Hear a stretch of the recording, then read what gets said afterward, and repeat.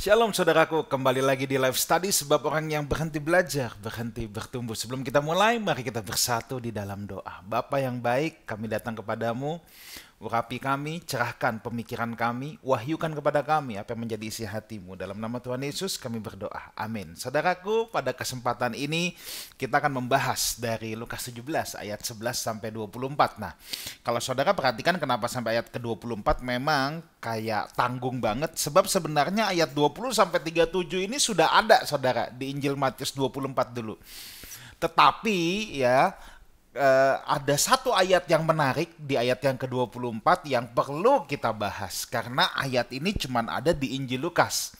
Jadi saudara kalau mau mendengarkan ulang bisa mendengarkan ulang di bagian Matius 24 ya. Saudara tinggal ke playlist, lihat apa yang dulu sudah pernah kita rekam, ya apa yang pernah saya bagikan. Nah, tetapi pada kesempatan ini mari kita mulai dari ayat yang ke-11 sampai 19 dulu saya akan bacakan, ya. Ini kisah ini juga menarik, cuman ada di Injil Lukas doang, ya.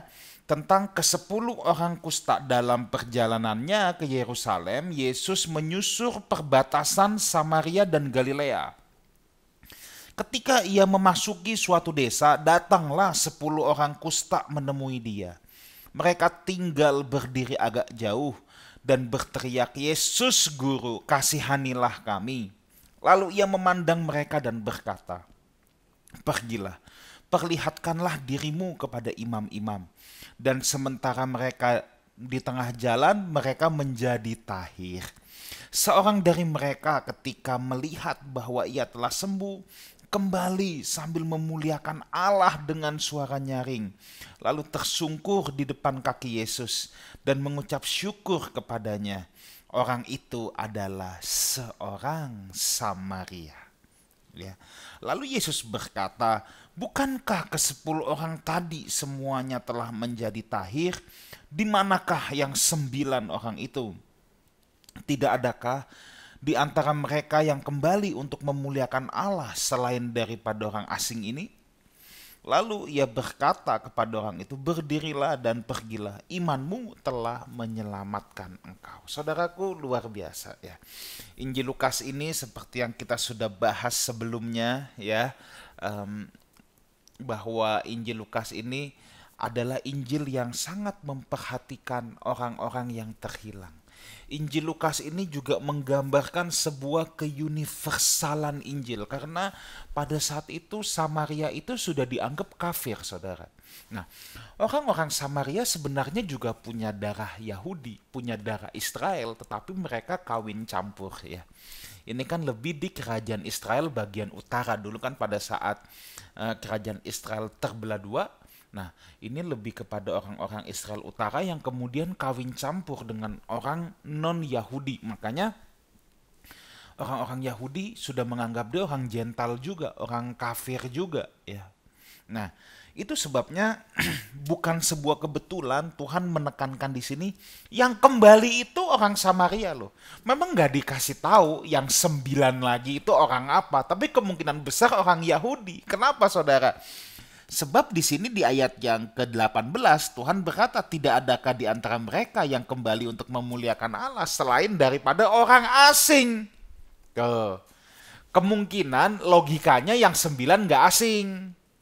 Orang lokal atau yang disebut orang Yahudi masih tulen. Sebab kalau 10-10-nya orang Gentile atau orang kafir dalam tanda petik ya, saya sebenarnya kurang nyaman saudara pakai kata kafir ya, sebab di bangsa yang majemuk ini kita kadang-kadang suka pusing dengar kafir, kofar, kafir ya. Nah, tetapi kembali kepada konteks Alkitab ya. Memang bangsa asing pada zaman itu dikatakan kafir, orang Samaria juga kafir. Nah, tetapi Tuhan bilang, yang lain mana? Cuman orang asing ini, gitu loh. Cuman yang katanya kafir ini. Berarti kemungkinan yang 9 lagi ini bukan orang asing, saudara. Nah, tetapi kita bisa melihat di sini bahwa memang kasih karunia Tuhan, belas kasihan Tuhan ya, itu tidak mengenal suku bangsa. Tetapi persoalannya siapa yang mau datang kepada dia. Nah, Di sini kan ada 10 orang kusta, saudara. Ini 10-10-nya sembuh, saudara. Bukannya satu yang sembuh. Masalahnya yang berbalik kepada Tuhan cuma satu orang yang kembali pada Yesus, mengucap syukur, memuliakan Allah. Itu cuma satu orang. Padahal ada 10 yang sembuh. Ya. Padahal ada 10 yang sembuh. Coba kita lihat apa yang kita bisa pelajari dari kisah ini. Yang pertama, saudara ya. Ini saya langsung tarik aplikasi ya kepada kita semua ya. Mujizat kebaikan dan pemeliharaan Tuhan tidak terbatas kepada umat pilihan saja. Saya ulang lagi, mujizat kebaikan dan pemeliharaan Tuhan tidak terbatas pada orang Kristen saja atau pada umat pilihan saja. Ketika konteks ini ditulis, umat pilihan adalah orang-orang Yahudi. Kalau konteks hari ini umat pilihan adalah orang-orang Kristen. Jadi kita lihat ini nih bukan sebuah kebetulan bahwa ditulis yang menerima itu orang Samaria. Itu menunjukkan bahwa pemeliharaan Tuhan, providentia Tuhan, kebaikan Tuhan, His goodness, His miracle untuk semua orang. Kenapa? Sebab semua orang adalah ciptaan Tuhan. Ya. Jadi ini bukan kebetulan. Inilah yang saya katakan sebagai universalitas Injil. Saudara, kerajaan Allah bersifat inklusif, bukan eksklusif. Kalau eksklusif itu ke dalam, apa-apa cuman orang dalam. Kalau inklusif keluar, dan kerajaan Allah itu inklusif. Jadi jangan merasa eksklusif. Orang Yahudi itu merasa eksklusif, saudara. Iya.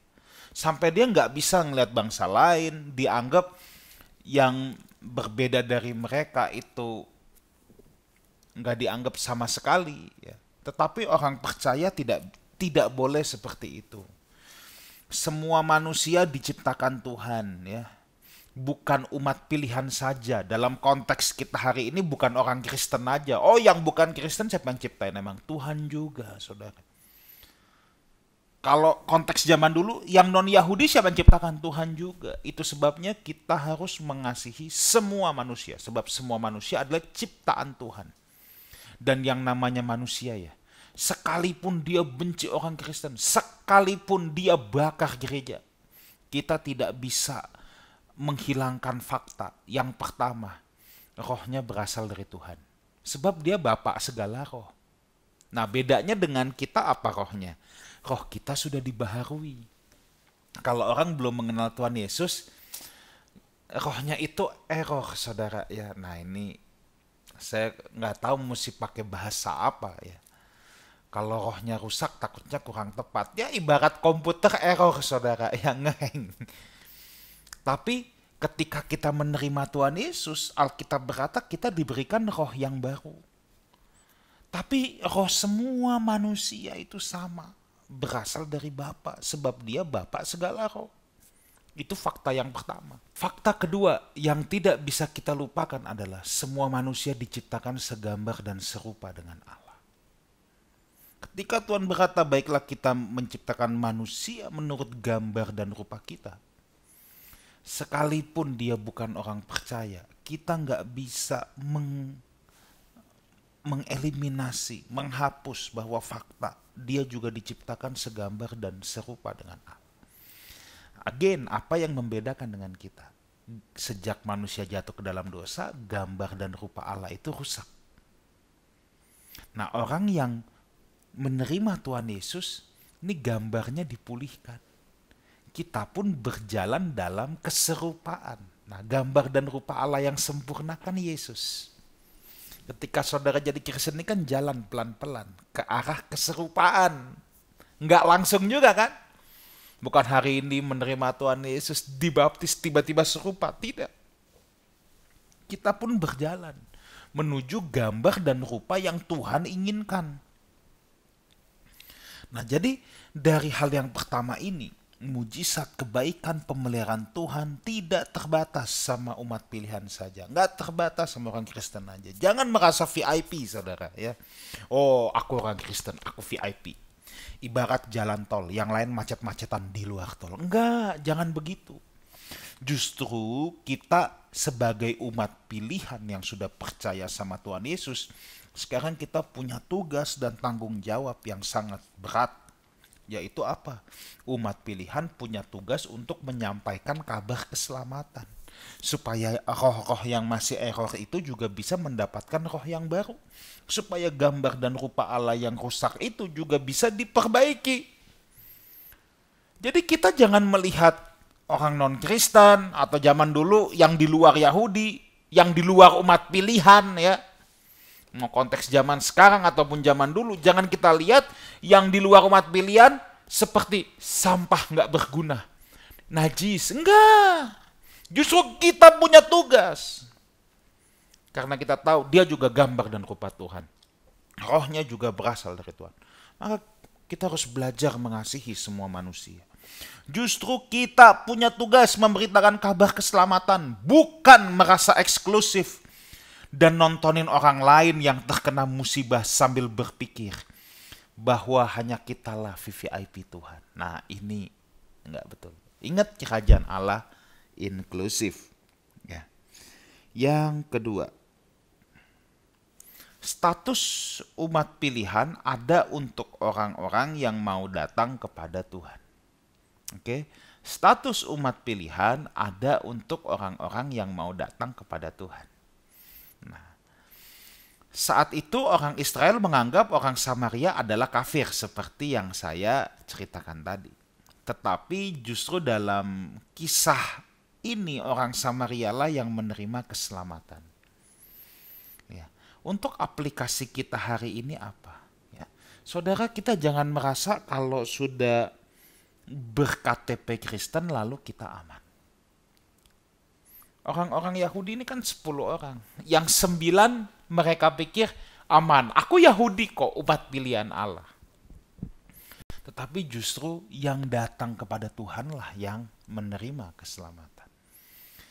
Untuk konteks kita hari ini, aplikasinya jangan berpikir KTP ku udah Kristen, aku udah dibaptis, tenang, aman, semuanya aman.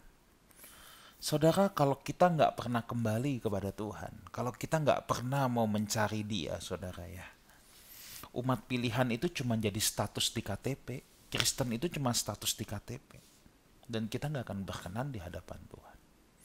Kalau kita tidak pernah mencari Tuhan dalam hidup kita tidak sungguh-sungguh bergumul, kita tidak sungguh-sungguh mencari Dia, saudara, maka umat pilihan itu hanya tinggal status di KTP doang. Perkenanan kita di hadapan Tuhan itu bukan karena cetakan KTP. Itu haknya kelurahan yang bisa bikin. Ya. Saudara mau ditulis beragama, kan kalau di KTP gitu, agama mau dikosongin pun sama orang kelurahan. Itu nggak jadi masalah, saudara. Yang jadi masalah apakah kita datang kepada Tuhan atau tidak. Ini sengaja loh ditulis dalam kisah ini. Ini bukan perumpamaan ya, ini kisah nyata yang terjadi. Yang 9 lagi tidak menerima pernyataan imanmu menyelamatkan engkau. 10-10-nya sembuh. Tapi yang imanmu menyelamatkan engkau, itu hanya yang orang Samaria, yang katanya kafir, yang katanya bukan umat pilihan. Siapapun dia, kalau dia datang mencari Tuhan, saudara, Tuhan berkenan untuk menemuinya. Ya, jadi jangan merasa sombong, bangga ya kalau kita jadi orang Kristen. Tapi kita persoalkan sekarang, apakah aku sudah datang mencari Tuhan? Apakah aku sudah datang mencari Dia? Ya. Saudara jangan senang kalau setiap minggu ke gereja, tapi sehari-hari saudara nggak pernah cari Tuhan. Nah itu ya. Yuk belajar cari Tuhan. Dengan cara apa? Sediakan waktu setiap hari ya. Untuk saudara merenung, baca Alkitab ya. Baca Alkitab, dikunyah pelan-pelan, berdoa kepada Tuhan dan belajar mentaati firman-Nya, belajar melakukan firman-Nya. Nah, hal yang ketiga yang kita bisa pelajari, yang terakhir yang ketiga ya. Mujizat dan perkenanan Tuhan tidak berhubungan sama sekali. Ya, saya harus katakan nih. Orang tuh kalau udah Kristen, terima mujizat, dia pikir Tuhan berkenan kepada saya. Sama ya toh, sama yang 9 orang ini, kalau udah umat pilihan, terima mujizat, Tuhan berkenan kepada saya. Padahal saudara, mujizat dan perkenanan Tuhan tidak ada hubungannya sama sekali.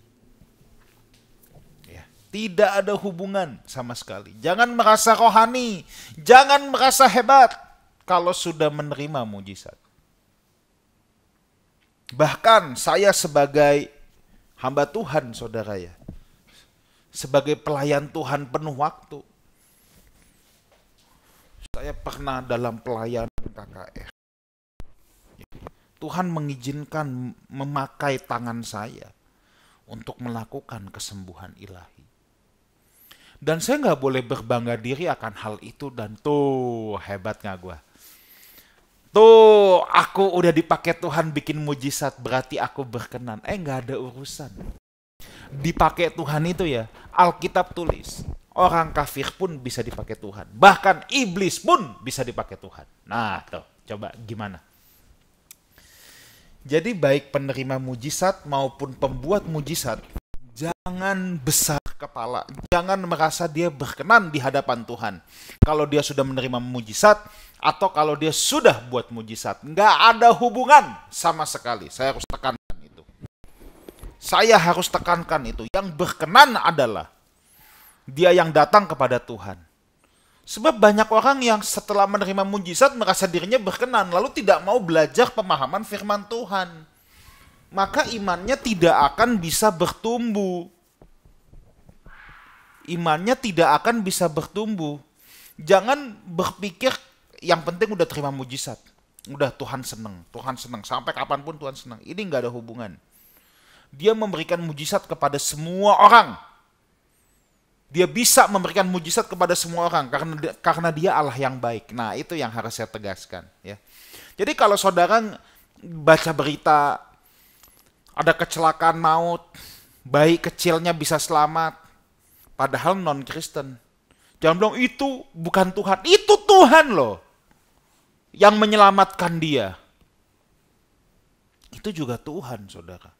Jangan kalau orang non-Kristen, itu kuasa gelap.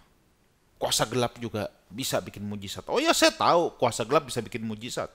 Tapi kita harus terbuka bahwa orang non-Kristen pun bisa ditolong Tuhan. Dan banyak yang ditolong Tuhan. Kenapa? Dia Allah yang baik, yang memelihara ciptaannya. Tetapi mujizat pertolongan gak ada hubungan sama sekali sama yang namanya perkenanan Tuhan. Ini dua hal yang berbeda. Jangan dihubung-hubungkan. Dan saudara jangan kagum kalau ngelihat orang bikin mujizat.